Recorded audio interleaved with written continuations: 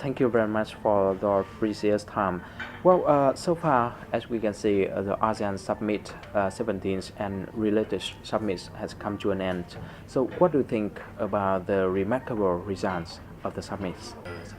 Well, I think Vietnam has brought ASEAN much closer to each other and certainly has given ASEAN a new sense of confidence to engage with the world, which is extremely important.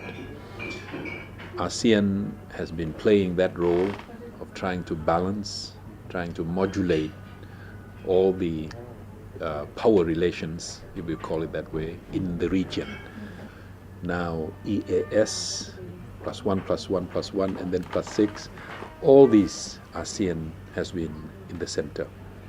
Vietnam has reinforced that sense of being in the center, being in the driver's seat for ASEAN.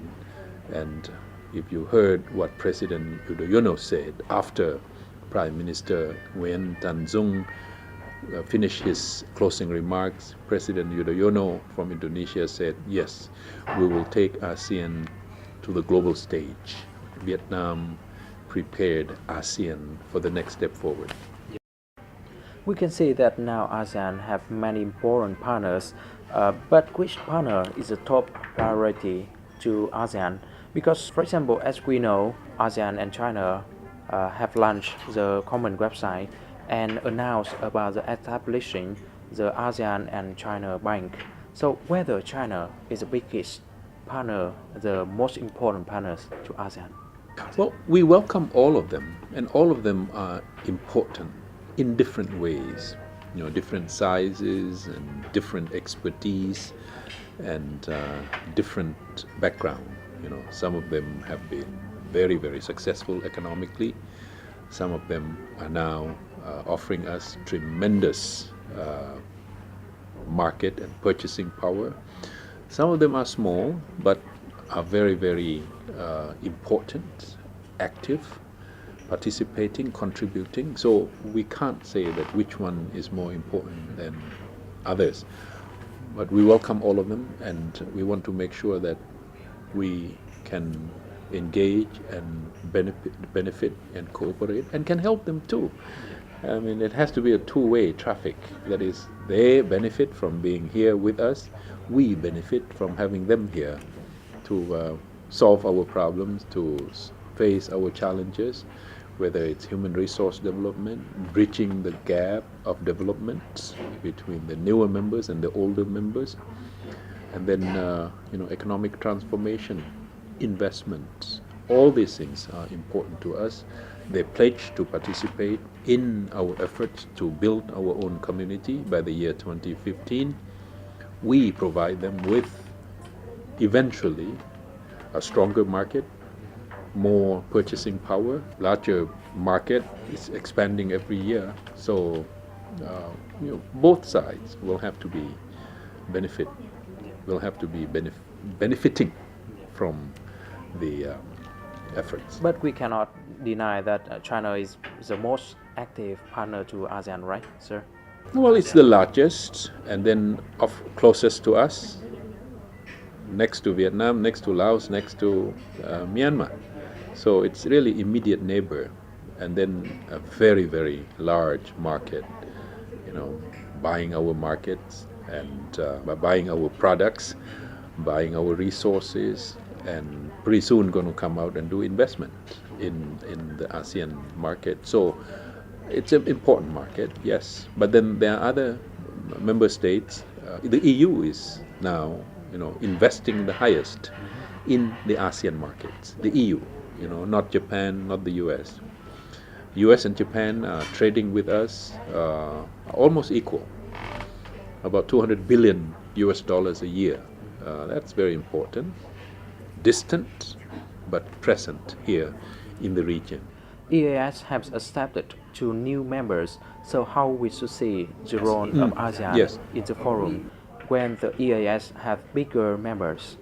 We are pleased. We are pleased that we could attract attention of everyone around the world. But this time, we have decided that we are prepared to admit two big, major, very powerful, and they are, adjacent to us through the Pacific. Russia claims itself to be also an Asian and Pacific nation. The US is also bordering the Pacific, and it has its own interests, its own presence, its own investment, own trade, technology here in the region. So we have decided to admit both of them, and they are very eager and very much prepared to make a contribution. Officially, next year, both the President of the United States and the President of Russia will be participating as full members of EAS. So EAS will be 18. As you said, the GDP between 18 countries in the EAS now is about 30 trillion US dollar. It's very potential, but how the ASEAN leaders doing to balance the chance for cooperation between the countries? Because the development stages between the countries is different. Well, economic integration, bridging the gap, we are working on that. And then, the new members, Vietnam, Laos, Cambodia, Myanmar, will also have to, be prepared.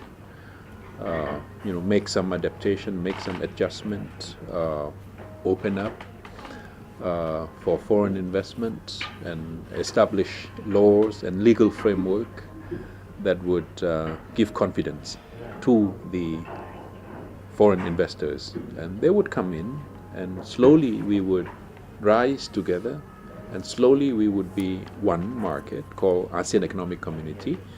Then we will be competitive.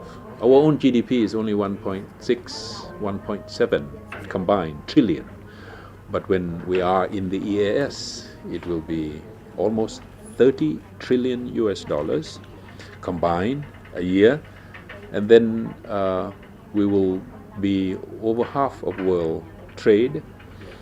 We certainly will attract 2/3 of global investment, over half of world's population. It's here, so it's big, and everybody now is recognizing the fact that growth center has shifted to us, to East Asia, and East Asia needs ASEAN, because ASEAN is right in the middle.